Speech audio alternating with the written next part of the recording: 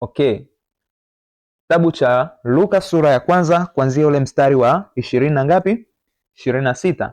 Maandiko yanasema mwezi wa 6 malaika Gabriel alitumwa na Mungu kwenda mpaka mji wa Galilaya jina lake Nazareth, kwa mwanamwali bikira aliyekuwa ameposwa na mtu jina lake Yusufu wa mbari ya Daudi, na jina lake bikira huyo ni Mariamu. 28.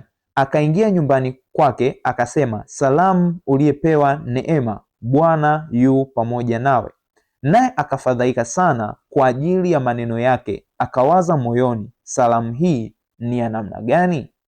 Mstari wa 30. Malaika akamwambia, usiogope Mariamu, kwa maana umepata neema kwa Mungu. Tazama, utachukua mimba na kuzaa mtoto mwanamume, na jina lake utamwita Yesu. Huyo atakuwa mkuu, ataitwa mwana wa aliye juu, na Bwana Mungu atampa kiti cha enzi cha Daudi baba yake. Ataimiliki nyumba ya Yakobo hata milele, na ufalme wake utakuwa hauna mwisho. Mariamu akamwambia malaika, angalieni hilo swali, litakuwaje neno hili, maana sijui mume?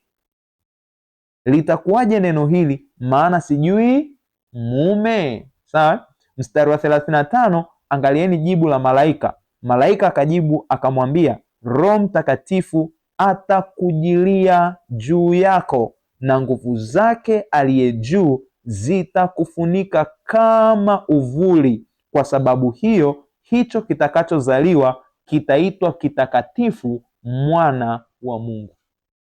Katika sura ya kwanza kabisa ya kitabu cha Luka tunaona anapenyeza wazo la Roho Mtakatifu na uwezesho wa kiungu kwa huyo Roho, kwa njia ya huyo Roho. Tena sasa anawasilisha wazo la Roho Mtakatifu pamoja na uwezesho wa nini? Wa kiungu kupitia huyo Roho Mtakatifu. Tena sasa okay. Okay.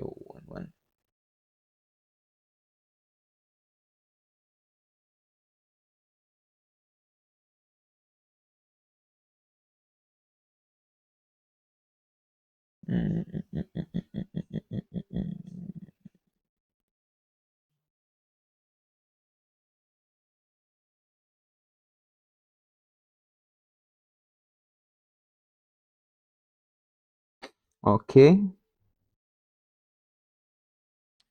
Na okay, actually ngoja dakika moja.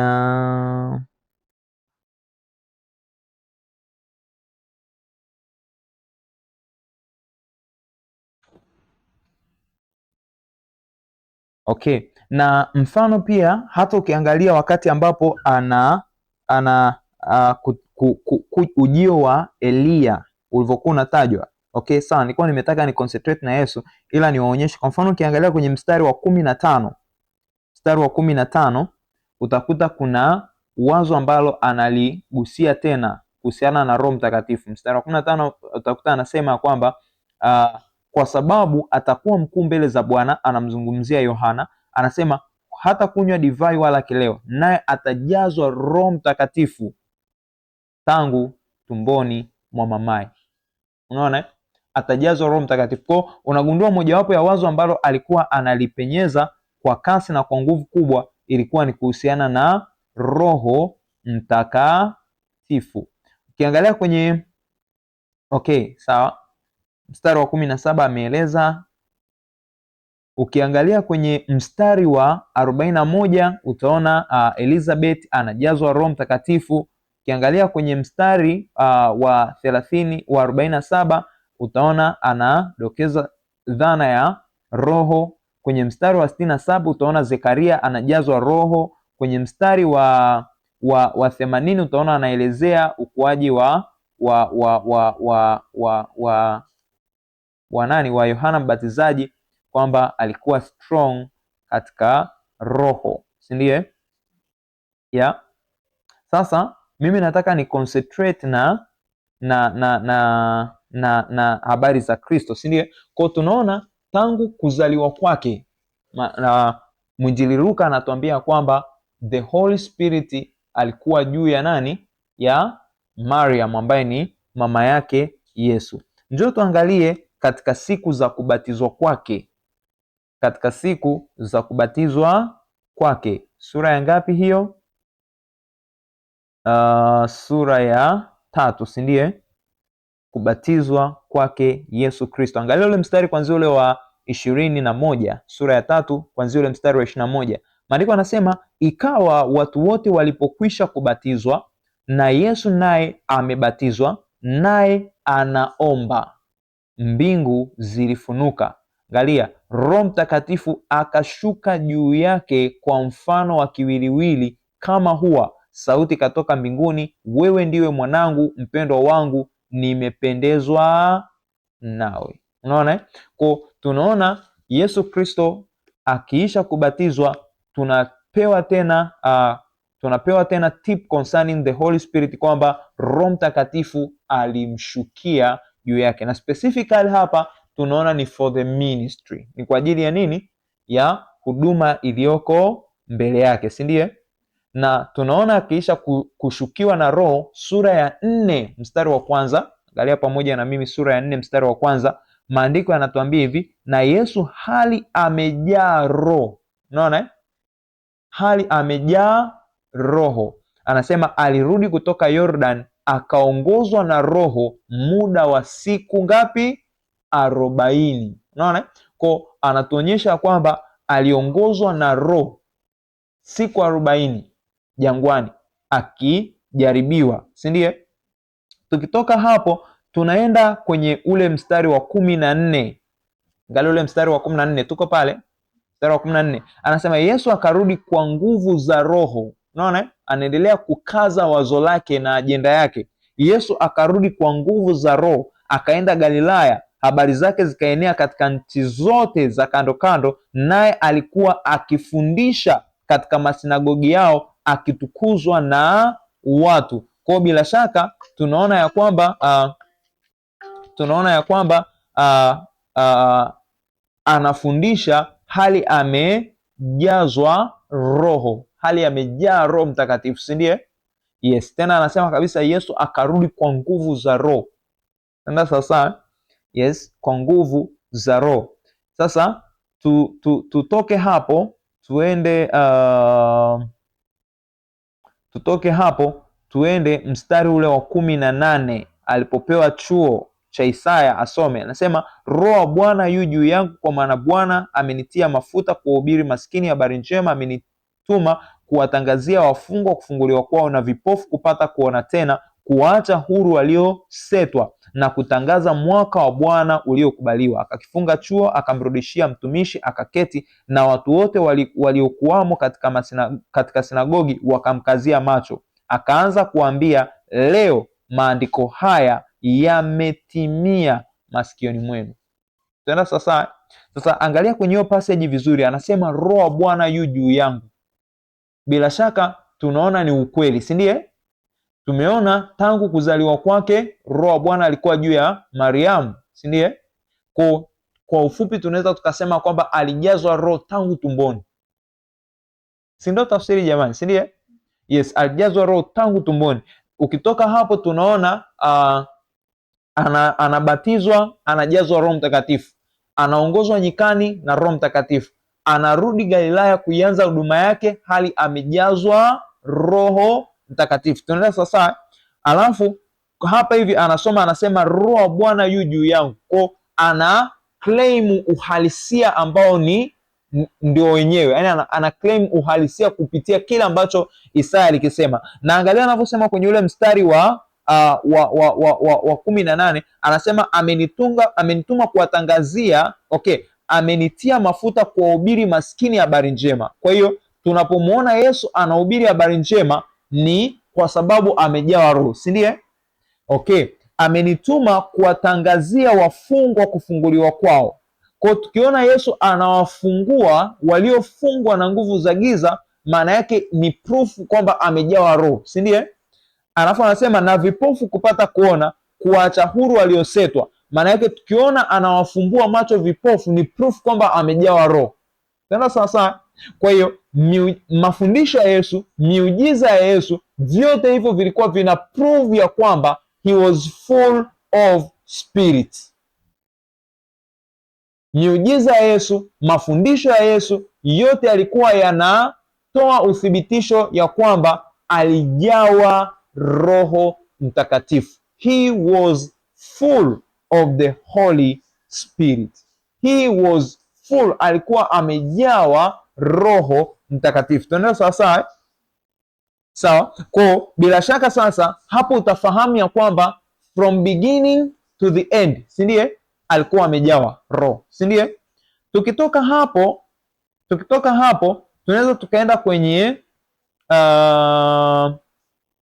okay, tuone mafundisho ya Yesu kuhusiana na kuomba na namna ambavyo Baba anajibu maombi ya watoto wake, si ndiye?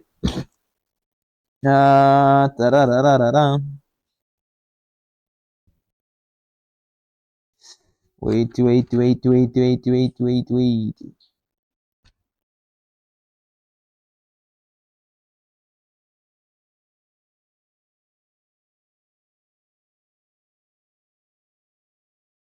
Okay, twende kwenye kitabu cha Luka sura ya 11. Sura ya 11 tuone mafundisho ya Yesu concerning maombi. Okay, taanzia ule mstari wa kwanza kwa haraka, sawa? Luka sura ya 11, taanzia ule mstari wa kwanza kwa haraka. Anasema, ikawa alipokuwa mahali fulani akiomba, alipokwisha, mmoja katika wanafunzi wake alimwambia, Bwana, tufundishe sisi kusali kama vile Yohana alivyowafundisha wanafunzi wake. Akamwambia, msalipo semeni, Baba yetu uliye mbinguni, jina lako litakaswe, ufalme wako uje, mapenzi yako yatimizwe hapa duniani kama uko mbinguni. Utupe siku kwa siku riziki yetu, utusamehe dhambi zetu kwa kuwa sisi nasi tunamsamehe kila tumuiaye, na usitutie majaribuni, lakini tuokoe na yule mwovu. Akawaambia, ni nani kwenu aliye na rafiki akamwendea usiku wa manane na kumwambia, rafiki yangu nikopeshe mikate mitatu, kwa sababu rafiki yangu amefika kwangu atoka safarini, nami sina kitu cha kumwekea mbele yake. Na yule wa ndani amjibu akisema, usinitaabishe, mlango umekwisha kufungwa, nasi tumelala kitandani, mimi na watoto wangu, siwezi kuondoka nikupe? Nawaambia ya kwamba ijapokuwa haondoki ampe, kwa kuwa ni rafiki yake, lakini kwa vile asivyoacha kumwomba, ataondoka na kumpa kadiri ya haja yake, si ndiye? Kwa bila shaka hawatakiwi kukoma, inabidi kuomba bila kukoma, si ndiye? Mstari wa 9, nami nawaambia, ombeni nanyi mtapewa, tafuteni nanyi mtaona, bisheni nanyi mtafunguliwa. Lugha tatu tofauti zote zinazoelezea kitu kimoja, si ndiye? Kwa ombeni, bisheni, tafuteni, zote ni lugha ambazo zinatumika kuelezea nini? Dhana ya kuomba kwa mwendelezo. Si tu kuomba kwa mwendelezo. Bwana Yesu asifiwe sana. Yes. Kwa tunaomba mpaka tunapopewa, tunatafuta mpaka tunapoona, tunabisha mpaka tunapofunguliwa. Mstari wa 10 anasema, kwa kuwa kila aombaye hupokea, naye atafutaye huona, naye abishaye atafunguliwa. Haleluya. Yaani Yesu Kristo alikuwa na confidence sana katika swala zima la kuomba. Ni kwamba alikuwa, kitu ambacho kilikuwa ni kigumu kwake kuamini ni kwamba anaweza akaomba alafu asipewe. That was difficult for him to believe. Alikuwa, ufahamu wake ni kwamba kila aombaye hupokea. Kila aombaye hupokea. Naye anayetafuta huona, naye anayebisha hufunguliwa. Mstari wa 11, maana ni yupi kwenu aliye na baba ambaye mwanawe akimwomba mkate atampa jiwe, au samaki badala ya samaki atampa nyoka? Au akimwomba yai atampa nge? Basi ikiwa ninyi mlio waovu, sasa hinti yangu iko mstari wa 13. Basi ikiwa ninyi mlio waovu mnajua kuwapa watoto wenu vipawa vyema, je, Baba aliye mbinguni hatazidi sana kuwapa Roho Mtakatifu hao wamwombao? Sasa kwa nini nimesema tuyasome haya maandiko? Ukiangalia kwenye kitabu cha Mathayo huu mstari unasema kwamba kama ninyi mlio waovu mnawapa watoto wenu vipawa vyema, je, Baba yetu aliye mbinguni hatazidi kuwapa mema, mambo mema ni mambo mema hatazidi kuwapa mambo mema au mema hao wamwombao? Lakini kwenye kitabu cha Luka amekuwa very specific kwamba hayo mema ambayo Baba anawapa watoto wake wanaomwomba ni Roho Mtakatifu. Bwana Yesu asifiwe sana. Na hii ni namna ambavyo Mungu anayajibu maombi yetu. Mungu anayajibu maombi yetu kwa kutujaza Roho Mtakatifu. Mitume, tutakuja kusoma kwenye sura ya 4 ya kitabu cha Matendo ya Mitume, wametoka kuchapwa fimbo huko, wamekatazwa kuhubiri kwa jina la Bwana Yesu, wamekuja wamekusanyana na ndugu, wanaomba. Bwana Yesu asifiwe sana. Wanaomba kitu gani? Mungu awape ujasiri kuendelea kulinena lile neno, akifanya ishara na miujiza. Mungu alijibuje lile ombi? Maandiko yanasema mara pale walipokuwepo pakatikiswa, wote wakajazwa Roho Mtakatifu. Bwana Yesu asifiwe sana. Kwa Mungu anatujibu kwa kutujaza Roho Mtakatifu. Haleluya. Yes. Sasa hapa asemi ya kwamba tunamuomba Baba atupe roho. Sawa? Lakini anasema ya kwamba je, Baba yetu aliye mbinguni tunapomuomba hatazidi kutupa roho?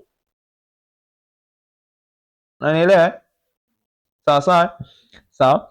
Haya, ukitoka hapo utaona ya kwamba anatoa pepo kwa Roho Mtakatifu. Hiyo nafikiri mnaifahamu, na anasema kabisa ya kwamba akifanya hivyo, akitoa pepo kwa Roho Mtakatifu, maana yake ufalme wa mbinguni umetujia, si ndio? Baadaye natamani uone akiwa msalabani alikuwa kabla ya kwenda msalabani, akiwa kwenye bustani ya Gethsemane, si ndiye? Alikuwa anaomba, si ndiye? Alipokuwa msalabani alikuwa anaomba. Sasa maisha ya maombi, nisikie kwa makini, maisha ya maombi ni maisha ya mtu aliyejawa roho.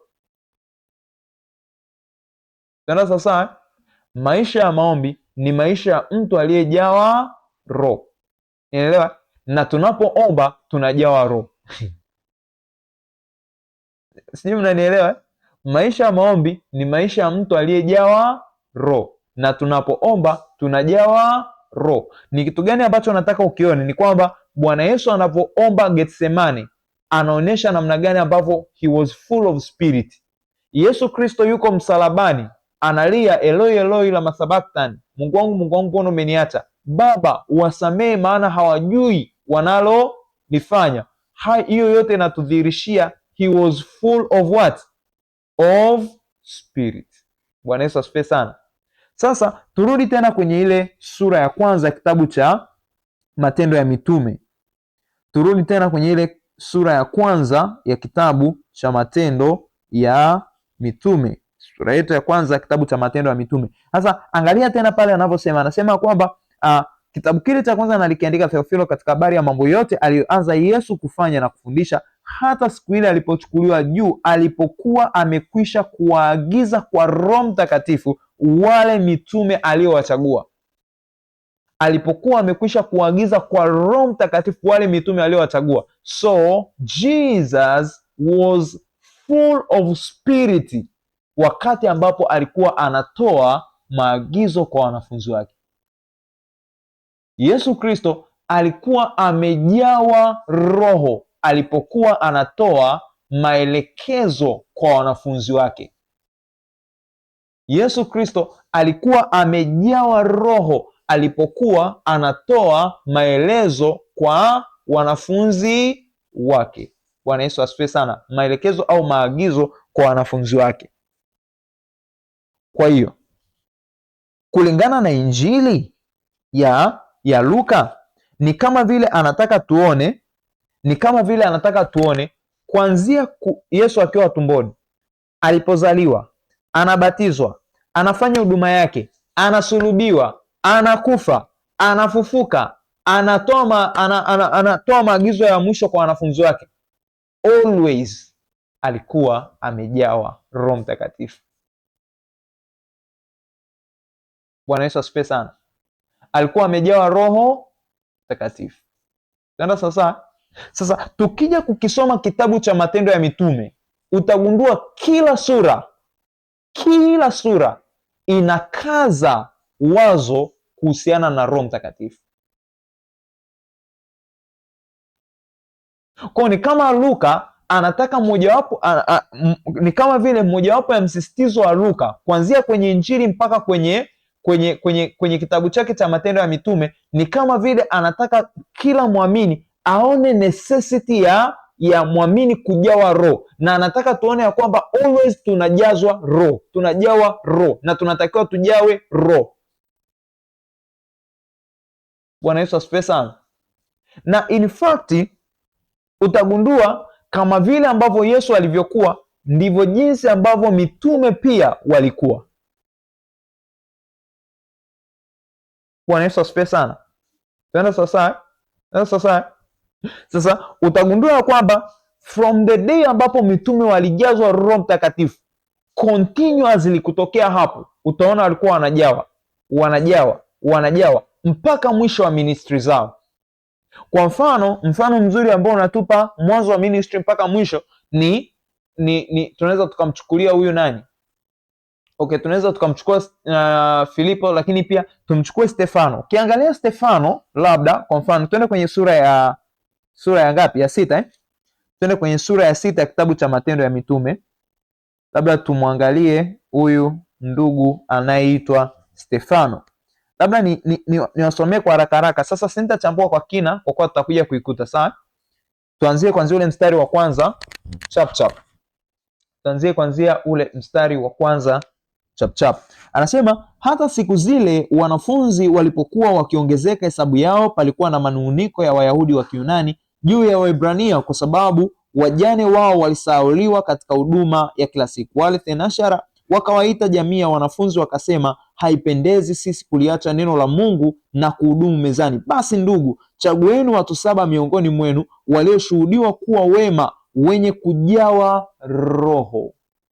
Sasa wenye kujawa Roho na hekima, ili tuwaweke juu ya jambo hili, na sisi tutadumu katika kuomba na kulihudumia lile neno. Neno hili likapendeza machoni pa mkutano wote, wakamchagua Stefano, mtu aliyejaa imani na Roho Mtakatifu, na Filipo na Porkoro na Nikanori na Timoni na Parmena na Nikolao mwongofu wa Antiokia, ambao waliwaweka mbele ya mitume, na walipokwisha kuomba wakaweka mikono yao juu yao. Umeona hiyo? Sasa nimetaka uone kile ambacho kimeandikwa kwenye mstari wa 5 ya kwamba wakamchagua Stefano, mtu mwenye imani, mtu aliyejaa imani na Roho Mtakatifu, si ndio? Kwa Stefano alikuwa ni amejawa Roho Mtakatifu.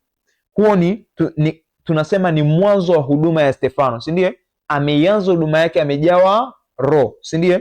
Sasa njoo tuangalie mwisho wa huduma ya Stefano. Jamani, alikuwa na life span ndogo sana huyu jamaa. Bwana asifiwe sana. Okay, angalieni kitabu cha Matendo ya Mitume sura ya 7. Hii ni baada ya kuhubiri kwake. Sasa okay, kabla sijasoma hapo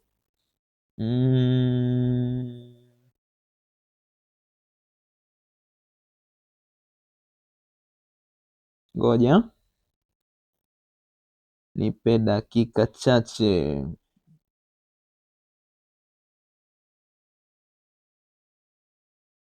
Sasa kabla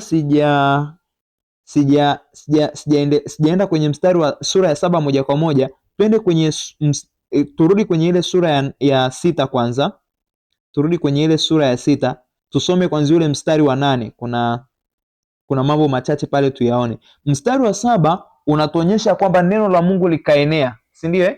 Hayo ni matokeo ya watu waliojawa Roho, si ndio? Yes, ni matokeo ya watu waliojawa Roho. Neno la Mungu linaenea, hesabu ya wanafunzi inazidi. Tuenda sasa, neno la Mungu linaenea, hesabu ya wanafunzi linazidi. Sasa huu mstari tutakuja kuchambua kwa kina zaidi tunapokuja kuona ukuaji wa kanisa, sawa? Yes. Sasa twende kwenye ule mstari kwanza ule wa 8. Anasema na Stefano akijaa neema na uwezo. Sasa hiyo lugha ya kwamba akijaa neema na uwezo ni summary ya lugha gani? Amejawa Roho, si ndio? Kwa na Stefano akijaa neema na uwezo alikuwa akifanya maajabu na ishara kubwa katika watu. Watu walitakiwa wahudumu mezani. What happened? Jamaa walitakiwa wanagawa msosi. Anyway, sawa. Kwa alikuwa akifanya maajabu na ishara kubwa katika watu. Mstari wa 9. Lakini baadhi ya watu wa sinagogi lililoitwa sinagogi la Mahuru, umewahi kusikia sinagogi la Mahuru? Sinagogi la Mahuru na la Wakirene na la Waiskanderia na la wale wa Kilikia na Asia wakaondoka na kujadiliana na nani? Na Stefano, lakini hawakuweza kushindana na hiyo hekima na huyo Roho aliyesema naye. Unakumbuka jana tulisema hekima inazungumzia kitu gani? Utendaji wa Roho. Unaona? Kwa katika ufahamu na kuyachambua maandiko, angalia, hawakuweza kushindana na hiyo hekima na huyo Roho aliyesema naye. Kwa he was full of spirit. Ni lugha ambayo inakuonyesha kwamba kwa mwendelezo alikuwa amejawa Roho Mtakatifu. Tuendelee. Maandiko anasema hata wakawashawishi watu waliosema tumemsikia mtu huyu akinena maneno ya kumtukana Musa na Mungu. Wakawataharakisha watu na wazee na waandishi, wakawaendea, wakawakamata, wakampeleka mbele ya baraza, wakasimamisha mashahidi wa uongo waliosema mtu huyu aache kusema maneno ya kufuru juu ya mahali patakatifu na juu ya Torati. Tutakuja kufafanua baadaye mahali patakatifu anamaanisha nini. Sema maana tumemsikia akisema kwamba Yesu huyo Mnazareti atapaharibu mahali hapa na kuzibadili desturi tulizopewa na Musa. Watu wote walioketi katika ile baraza wakamkazia macho, alafu angalia, wakamwona uso wake kuwa kama uso wa malaika. Hiyo lugha inamaanisha kitu gani? He was full of spirit. Bwana Yesu asifiwe sana. He was full of spirit. Okay, twende kwenye sura ya 7. Sasa hapa niwapeleke moja kwa moja sasa kwenye ule mstari kuanzia mstari wa 54. Sasa hapo utagundua kwa yule jamaa alikuwa amejawa Roho. Ukianzia ule mstari wa kwanza, anaanza kutoa summary ya kutokea kitabu cha Mwanzo. Anasema vijana, hamjawahi kujua. Let us see. Bwana asifiwe sana. Nimesema nimemtukana Musa, nimepatukana mahali patakatifu, nimesema maneno ya kumkufuru Mungu. Njoni tuanze Mwanzo. Bwana asifiwe sana. Akaanza Mwanzo mpaka wasi wao walipomuua Yesu. Kilichofuata mstari wa 54, maandiko anasema basi waliposikia maneno haya wakachomwa mioyo, wakamsagia meno. Lakini yeye akifanyeje? Akijaa Roho Mtakatifu. Anasema akakaza macho yake akitazama mbinguni, akauona utukufu wa Mungu na Yesu akisimama upande wa mkono wa kuume wa Mungu. Akasema, tazama, naona mbingu zimefunguka na mwana wa Adamu amesimama mkono wa kuume wa nani? Wa Mungu. Wakapiga kelele kwa sauti kuu, wakaziba masikio yao, wakamrukia kwa nia moja, wakamtoa nje ya mji, wakampiga kwa mawe, na mashahidi wakaweka nguo zao miguuni pa kijana mmoja aliyeitwa Sauli. Wakampiga kwa mawe Stefano, naye akiomba akisema, Bwana Yesu, pokea roho yangu. Akapiga magoti, akalia kwa sauti kuu, Bwana, usiwahesabie dhambi hii. Bwana Yesu asifiwe sana. Mmeona hayo maombi yana mfanano mkubwa sana na maombi ya nani? Ya Bwana Yesu akiwa wapi? Msalabani. Can you see? Unaona? Kwa ministry ya Stefano ina mimic ministry ya Bwana Yesu.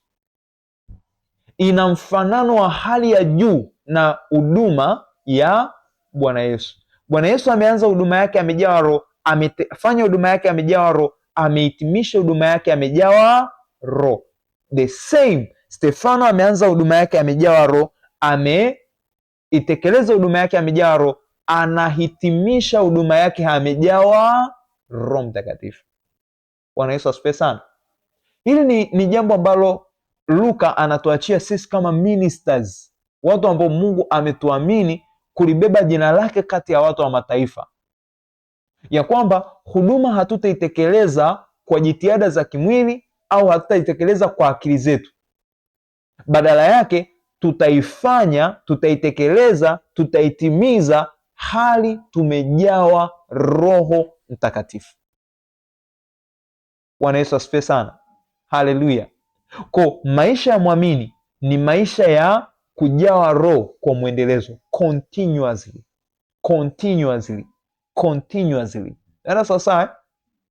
Tena sasa nitajuaje umejawa Roho? Tutakuja kuona baadaye kwenye kitabu cha Matendo ya Mitume, nitajuaje umejawa Roho. Kwa ufupi, japokuwa baadaye tutakuja kuona, nitakukuta unaomba, nitakukuta una thanksgiving, unashukuru muda wote, nitakukuta ni mtu wa kuimba nyimbo, kuimba zaburi, kumtukuza Mungu, nitakukuta ni mtu wa kufurahi, joy, nitakukuta ni mtu wa mara zote kuagalio, joy, kuagalio, vyote ni kitu kimoja. Bwana asifiwe sana.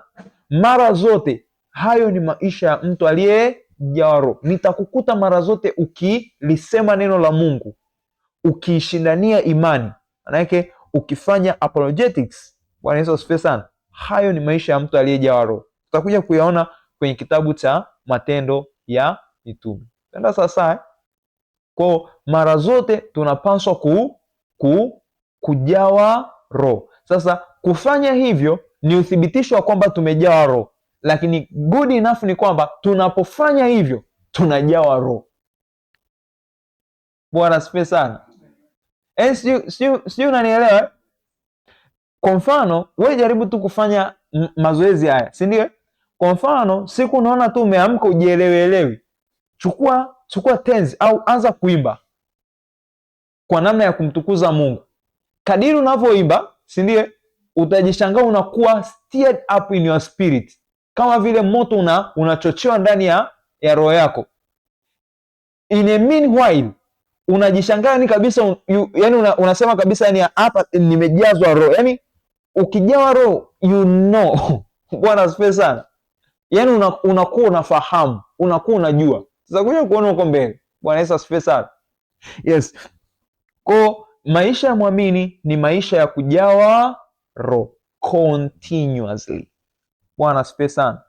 Kwa mwendelezo. Hapo tumefika pamoja wapenzi.